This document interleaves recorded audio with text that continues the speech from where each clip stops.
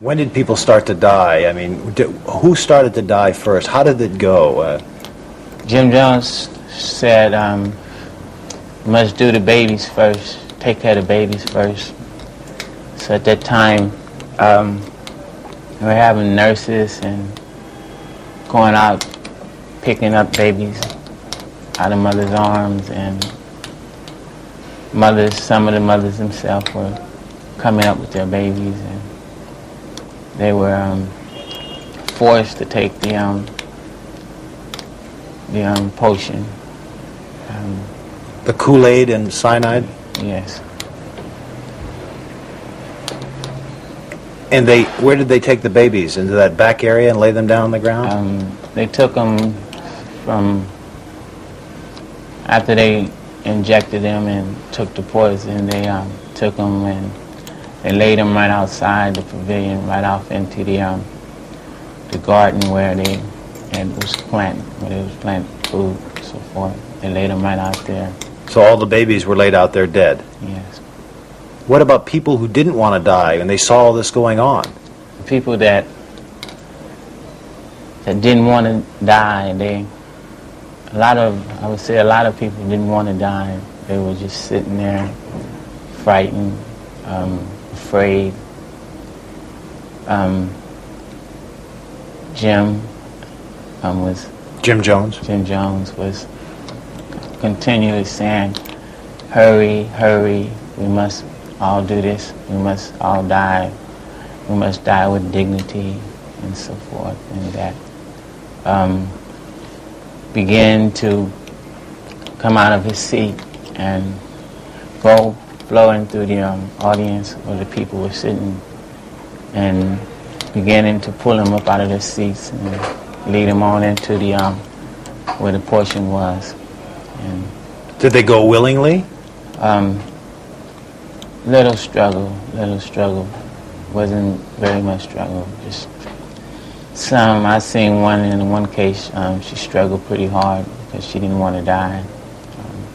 And how did they kill her? They injected her in the arm. How quick did she die? The death took less than 5 minutes.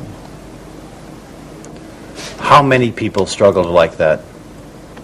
I can only say, I've seen that particular one. I can only say that I've seen that one. Where would they take the bodies after they died? After the bodies were injected or sipped in the cup, there would be 2 people. They would lead them shoulder by shoulder, to a clear open other field, and they would lay them down, face down, and let them lay there and die. Did you see a point where they laid people on top of people? No, I didn't see that. Does that surprise you now that you've heard that? Yes, it does. How do you explain that, sir? Yes. Right now, I can't find the words to explain it. It's just something that I never thought it existed. I never did wanted to believe it, that this was going to take place. It was just something that,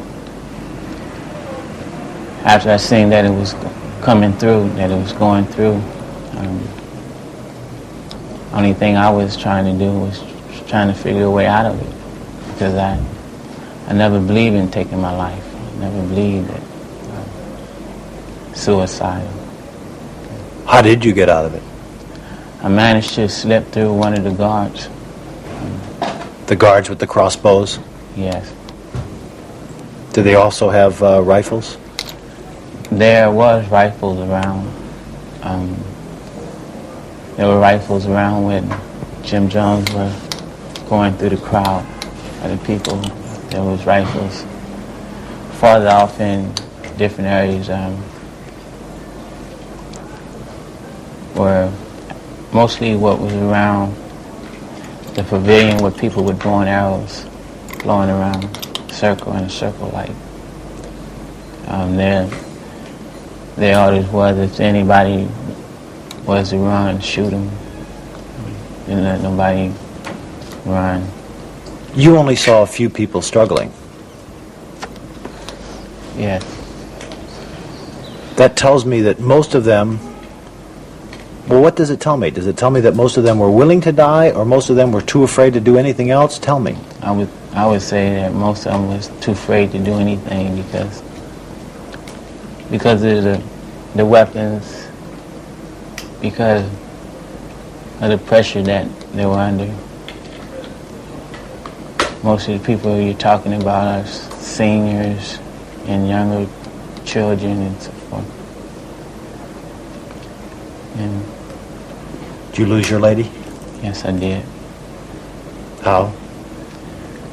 I saw her at one time, and another time I didn't see her, so I don't know if she volunteered or if she was forced. How many were still alive when you left? I would say more than 100, More than 100 were still alive? yes. Bodies were laying everywhere, and you were still there? Bodies, well, they was more on the corner of the pavilion and in the back of the pavilion.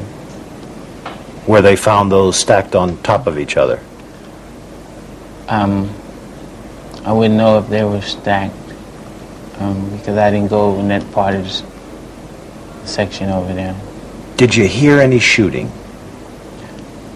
I heard shooting later when I was in the bush. How much? I heard 5 or 6 shots. That's all? Yes. I heard a voice,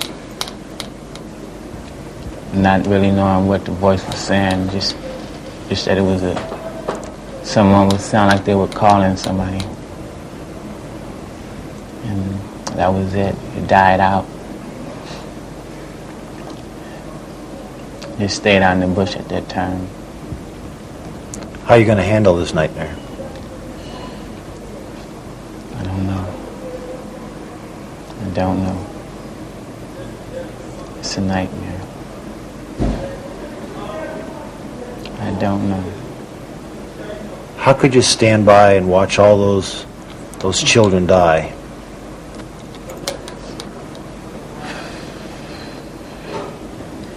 It was agony. It was agony. It hurted.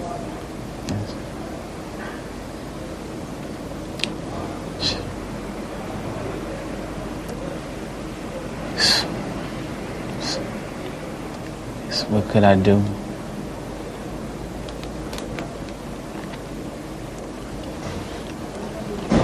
It's the way, I know, it's the way Jim Jones had his people securing with guns, with bow and arrows. If anyone tried anything, shoot them. My intention was just to get out of there, get away from it. Okay. The best way I knew how. Mr. Clayton, there was a bucket down on this end, and there was a bucket of poison down at the other end. What did you see happening in the middle of the pavilion? At that time, the people would just say all the time, the people were just sitting there, not wanting to go. Jim Jones and his security men were coming in the crowd. They were leading people either to this drum or to the drum that was in the back. Were they leading them or were they forcing them?